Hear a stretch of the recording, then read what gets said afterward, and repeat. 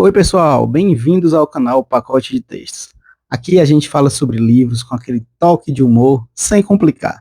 Eu sou o Rafael Caneca e hoje trago uma resenha de um livro que é, no mínimo, inusitado.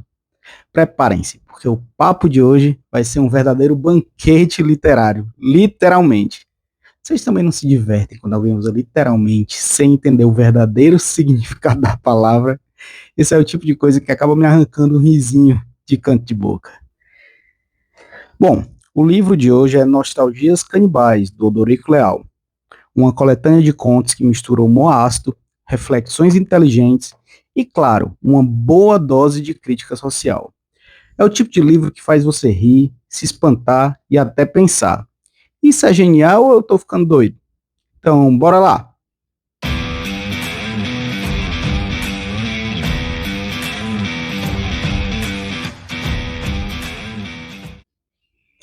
Antes de eu começar, aproveita para deixar a sua curtida e se inscrever no canal, porque isso ajuda muito a gente a continuar trazendo conteúdo sobre essas leituras que tem um bocado de coisa a dizer. Então, vamos começar falando do autor e do contexto da obra. Nostalgias Canibais é uma obra de Odorico Leal, um tradutor e escritor de Picos, no Piauí, que sabe brincar como ninguém com as palavras. Publicado em 2024 pela editora Aenê, esse livro é uma coletânea de 5 contos que misturam o melhor da sátira, da crítica social e daquele humor ácido que a gente ama, pelo menos eu amo. E o título Nostalgias Canibais já dá uma pista do que esperar. É um convite para pensar sobre nossos próprios hábitos, histórias e até vícios culturais, mas de um jeito debochado e super criativo. Então bora lá para os textos? O nome do primeiro conto que abre o livro já diz tudo, Paraíso Canibal. E o que a gente encontra aqui é um conto que mistura ironia, crítica social, história e sim, uma boa dose de sangue e carne humana. Mas calma que tudo isso tem um sentido bem mais profundo do que parece. A história é narrada por um personagem indígena que assume, sem qualquer vergonha, que é canibal. Mas o mais interessante é que ele não é um selvagem irracional, como tantas vezes a história oficial quis pintar. Ele é um sujeito inteligente, irônico e que observa o mundo com uma lucidez desconcertante. E mais, ele fala com orgulho das suas práticas alimentares. Ele devorava guerreiros valentes para absorver sua força. Mas o problema, segundo ele, é que o tempo foi passando e os homens foram ficando cada vez menos saborosos. A virada do conto acontece quando esse narrador é capturado, batizado e mandado para um seminário cristão. Lá ele aprende a escrever, a ler e conhece o outro lado da civilização. Mas ao invés de se converter ao cristianismo, o que ele faz? Ele passa a compreender com ainda mais clareza a hipocrisia dos colonizadores. É nesse momento que o conto realmente brilha. O canibal, agora alfabetizado, passa a analisar os brancos, padres, soldados, políticos, como produtos culturais tão bárbaros quanto ele, só que muito mais pretensos. E aí vem a ironia. Ele volta para a floresta, mas agora um canibal sofisticado, um gourmet da antropofagia. Não se contenta mais com qualquer carne. Quer padres, oficiais, comerciantes gananciosos. Ele descreve os banquetes com um nível de prazer que chega a ser cômico e perturbador um pouquinho. Tem uma hora que ele diz com gosto. Limpava os ossos adentadas, mastigando a carne de olhos fechados num deleite só meu.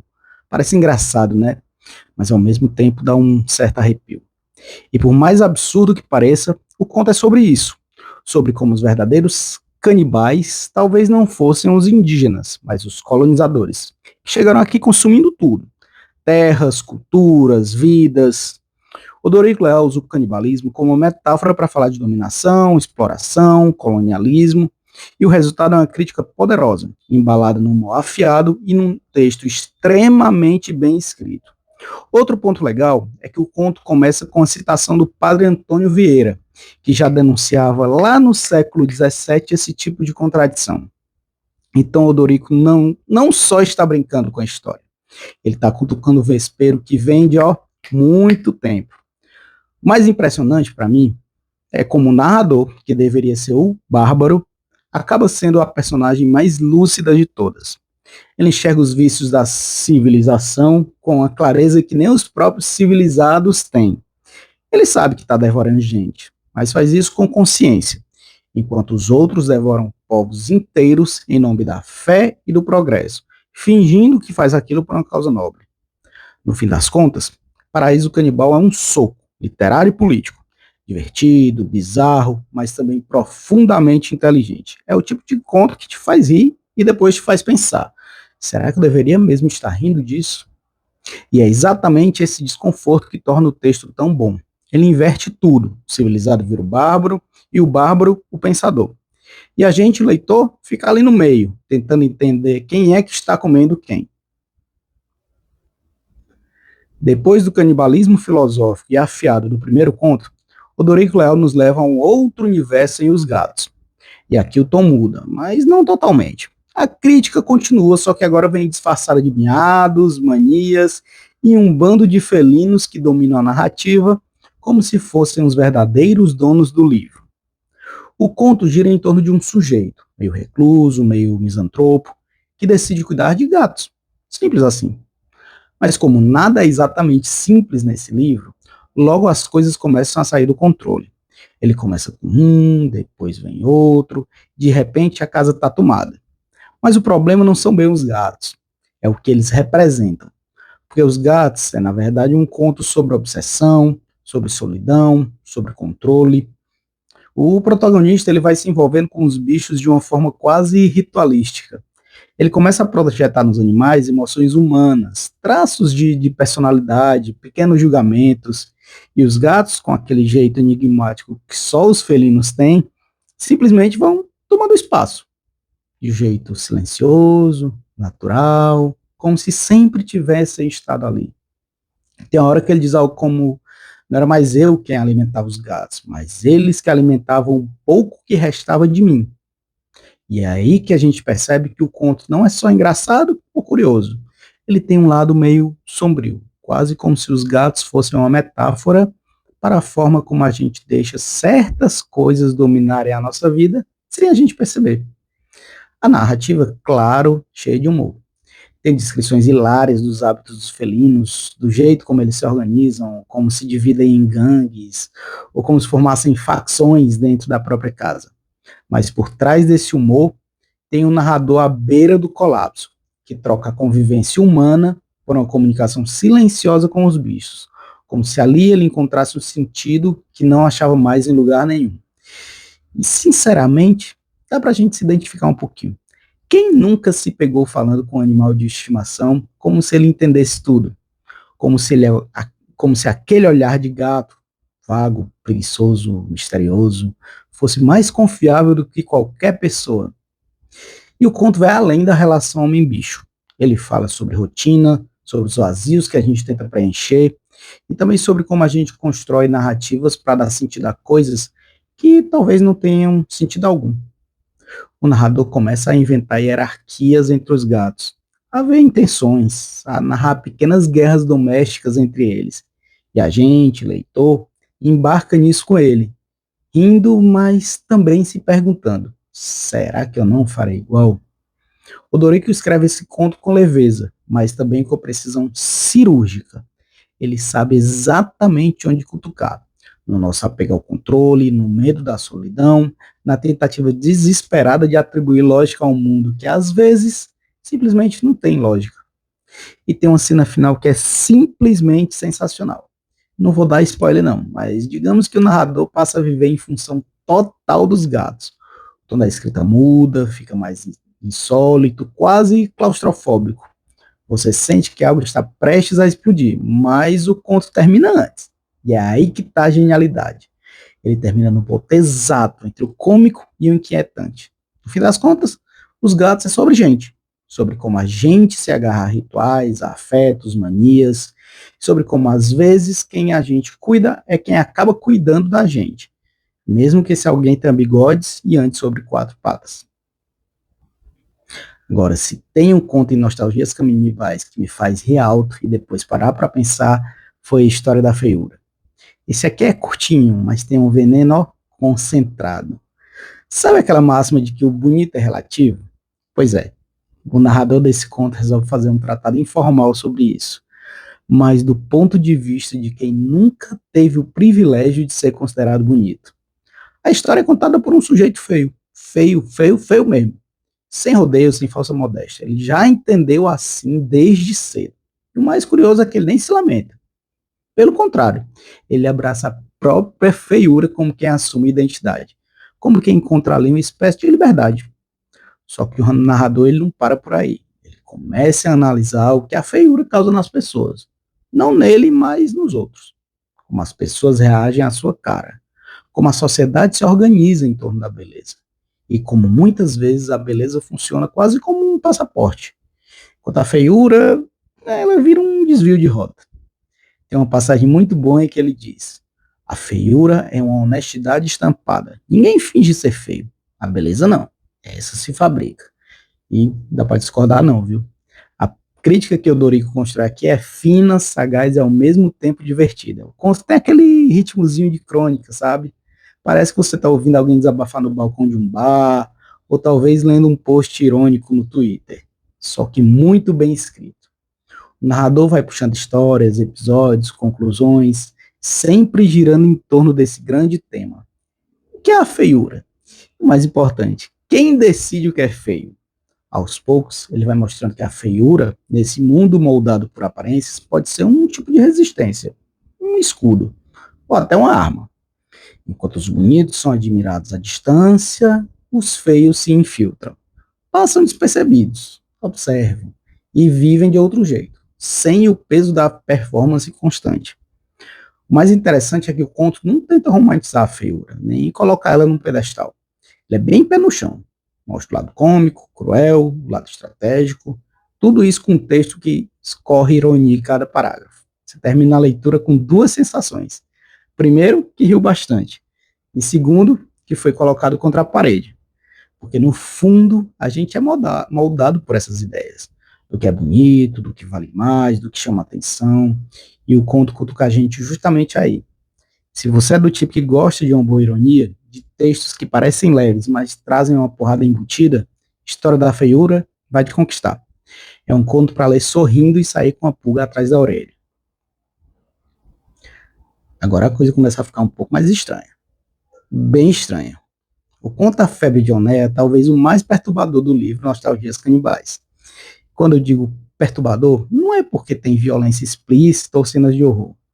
É porque ele mexe com o que a gente tem de mais íntimo, o desejo e o medo de perdê-lo. A história começa com uma planta. Isso mesmo, uma planta. Uma dioneia, daquelas carnívoras que a gente vê em documentário do Discovery Channel comendo inseto. Só que aqui, ela ganha proporções bem maiores. A tal planta começa como uma curiosidade, um experimento, uma coisa exótica. Mas logo ela vira algo muito mais poderoso. Algo vivo. Algo que parece ter vontade própria. O protagonista, que não tem nome, mas tem voz, é um sujeito solitário, curioso, que observa a planta crescer com fascínio. Aos poucos, ele começa a notar que a Dioneia responde a estímulos que vão além do físico. Ela reage à presença humana de um jeito quase sensível. E aí vem o detalhe que dá título ao conto: a febre. Pessoas começam a ficar doentes. Não uma doença qualquer, mas uma febre meio mística, meio erótica, que tem a ver com desejo. As pessoas são atraídas pela planta como se ela emitisse algum tipo de feitiço, um chamado silencioso. E o narrador, claro, é o primeiro a sentir os efeitos, mas ele não é o único. Aos poucos, a planta vai afetando toda a vila, como se estivesse crescendo em direção à consciência coletiva. E é aqui que o conto deixa de ser só uma história estranha e se torna algo maior. Uma alegoria sobre obsessão, desejo reprimido e a forma como a natureza pode sim dominar o ser humano. Dioneia não é apenas uma planta. Ela é o espelho dos desejos não ditos, das vontades proibidas, daquilo que a gente tenta controlar, mas falha. Odorico constrói essa narrativa com maestria. O texto tem um ritmo febril. Você sente o desconforto crescendo. As frases parecem mais úmidas, mais pesadas, como se o próprio papel estivesse suando. O clima é opressor e, mesmo assim, você não consegue parar de ler. O narrador começa a perder o controle. A febre toma conta. Mais uma vez, como nos outros contos, Odorico brinca com os limites do humano e do absurdo. A diferença aqui é que ele flerta com o horror. Não aquele de monstros e sangue, mas o horror da mente. o desconforto de perceber que a gente não entende nem nossos próprios impulsos. Tem uma passagem que me marcou muito. Ele diz assim: a Dioneia não queria carne, queria presença, queria entrega do que em nós ainda resistia. E aí você entende, o conto não é sobre uma planta carnívora, é sobre o que a gente entrega quando não tem mais forças para resistir. Sobre rendição. O final, como não poderia deixar de ser, é ambíguo, inquietante. Você termina a leitura com a sensação de que algo ficou aberto. Não por falta de fechamento, mas porque aquilo que o conto desperta não se resolve com um ponto final. Ele continua dentro da gente, feito uma semente, ou uma dioneia. Se você gosta de contos que misturam simbolismo, tensão psicológica e um toquezinho de fantástico sombrio, A Febre de Oné é um prato cheio. E como tudo no livro do Odorico, ele começa de forma simples, quase inocente, e você de repente se vê preso, feito uma mosquinha entre as mandíbulas da planta. E para fechar o livro, Odorico nos entrega um conto bem diferente dos anteriores. Se nos outros a gente tem sátira, ironia, loucura, grotesco, aqui, em Um Jardineiro, tudo é silêncio, observação e um certo cansaço do mundo. A história é centrada em um homem que, como o título já entrega, dedica-se à jardinagem. Mas ele não é um jardineiro qualquer. Ele cultiva plantas com um tipo de devoção que beira o religioso, ou existencial. As plantas são sua linguagem, sua proteção, talvez até sua identidade.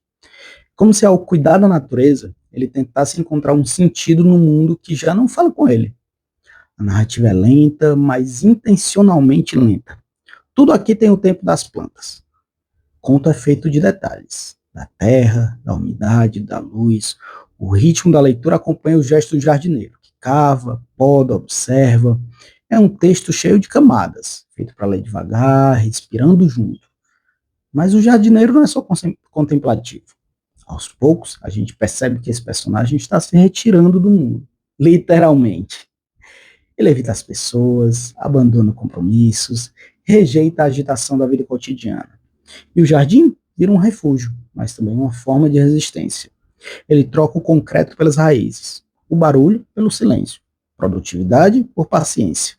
E tem uma parte muito bonita e melancólica que ele diz assim: enquanto o mundo gritava lá fora, eu me calava entre bromélias e musgos. A única urgência era regar.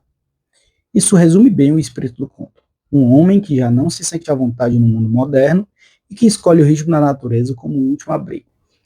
O conto também pode ser lido como uma metáfora sobre envelhecer, sobre quando a gente começa a escolher com mais cuidado o que merece nossa energia. Quando as plantas, que antes eram só ornamento, passam a fazer mais sentido do que qualquer conversa apressada. É uma história sobre silêncio e o valor do silêncio num mundo barulhento. O jardineiro encerra o livro com uma beleza discreta, mas profunda. Ele não quer chocar, nem fazer rir, nem provocar. Ele quer que você pare, talvez se pergunte: o que estou cultivando? O que ainda floresce em mim? O livro todo é um presente para quem gosta de histórias bem contadas, com muito humor e aquele toque de crítica que fica com você depois da última página. O estilo de escrita do Odorico é o tipo de prosa que te prende do início ao fim, cheio de personalidade. E, claro, também te faz rir em alguns momentos, porque ele tem uma habilidade incrível de unir humor ácido com reflexões profundas. Ele brinca com palavras, constrói imagens poderosas e faz críticas tão sutis que você ri antes de perceber a profundidade delas.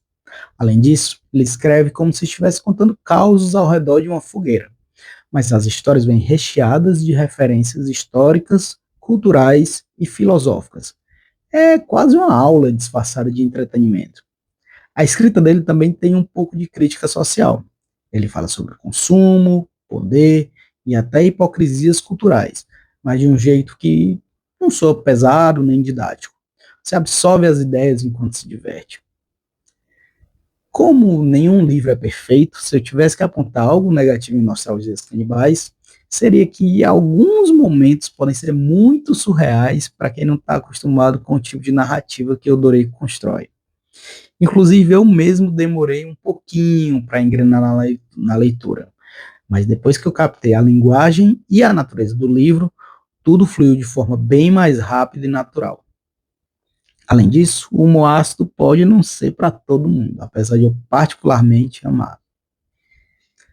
Nostalgias Canibais, então, é o livro perfeito para quem curte histórias que provocam risos, mas também deixam aquela pulguinha atrás da orelha. E agora eu quero saber de vocês. Quem de vocês já leu Nostalgias Canibais? Concorda com o que eu falei por aqui ou foi tudo uma viagem minha? Me conta, fala aqui nos comentários. E se você gostou desse vídeo, deixa aqui a sua curtida, se inscreve no canal, compartilha com aquele amigo que sempre procura por indicações de livros diferentes. A gente se vê no próximo vídeo. Até mais e boas leituras.